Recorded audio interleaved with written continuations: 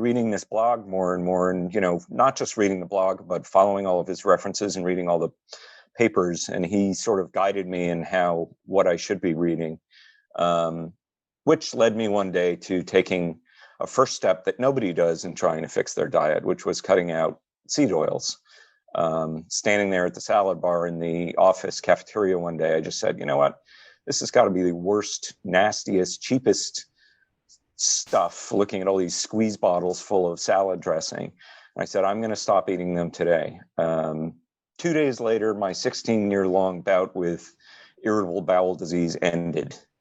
And the chronic diarrhea that I had been suffering with for all of these years, chronic to the point where I had to travel with a roll of toilet paper in my backpack just to be safe, disappeared. And I started immediately feeling better. And we can go through some of that as we get into what parts of chronic disease does this affect. But I, in short order, lost all of my excess weight. Over the next 2 months, it just fell off me.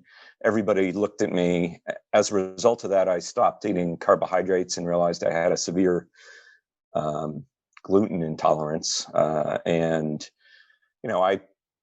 Again, being an engineer by trade, I did a lot of experimenting. What can I eat? What can I eat? What brings back the symptoms? What do I have to avoid to keep the symptoms away?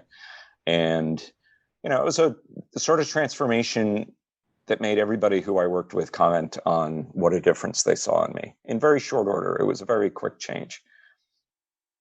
Okay, well, thank you for that backstory and helping us understand what motivated you to become a researcher